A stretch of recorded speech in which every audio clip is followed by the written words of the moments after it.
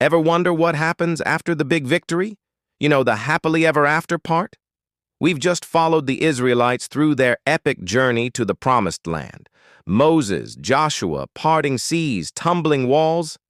It's been a blockbuster. So what's next? You'd think it would be smooth sailing, right? Well, let's dive into the book of Judges and see. It's a bit like the sequel to a movie that takes a completely unexpected turn. After Joshua's death, a new generation is in charge. God had given them a clear command: drive out the inhabitants of the land. Simple enough. And at first, they're on a roll. The tribe of Judah, with their allies the Simeonites, marches out and sees some major success. They're winning battles, taking cities, and it looks like the mission is going according to plan. You can almost feel the momentum building. It's that exciting part of the story where the heroes are unstoppable. But then, something shifts. We start reading phrases like, "But they did not drive out," over and over again. The tribe of Benjamin couldn't dislodge the Jebusites from Jerusalem. Manasseh didn't drive out the inhabitants of several key cities. Ephraim didn't, Zebulun didn't, Asher didn't, Naphtali didn't. It becomes a repetitive and, frankly, a bit of a disappointing chorus. So, what happened? Why did they stop short? The text tells us they put some of the Canaanites to forced labor instead. Maybe they got tired. Maybe they thought, hey, this is good enough. We've got most of the land, and these guys can work for us. It's a win-win. It seems practical, right? A compromise.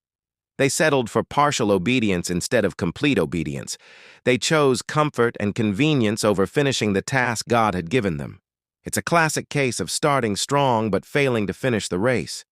This is where things get really interesting, leading us into chapter 2.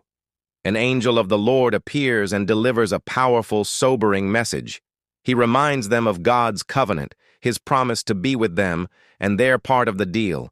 Do not make a treaty with the people of this land. Tear down their altars. But the angel says, "You have not obeyed me. Why have you done this?" The people are shattered. They weep so loudly that they name the place Bokim, which literally means weepers.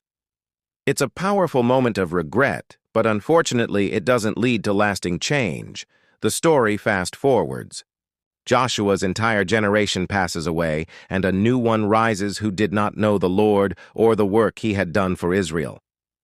This is the critical turning point. Because they didn't know God, they started doing what was evil in his sight. They abandoned the God of their ancestors and started serving the Baals and the Ashtoreths, the local Canaanite gods. Remember those people they failed to drive out? Their influence began to poison Israel from within. And this sets up the tragic cycle that defines the entire book of Judges. It goes like this. First, the people sin by turning to other gods. Second, God, in his anger, allows them to be oppressed by their enemies. Third, the people cry out to God for help in their misery. And fourth, God, in his mercy, raises up a judge, a deliverer, to save them.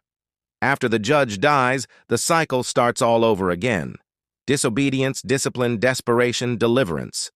Over and over. Judges 1 and 2 are more than just ancient history.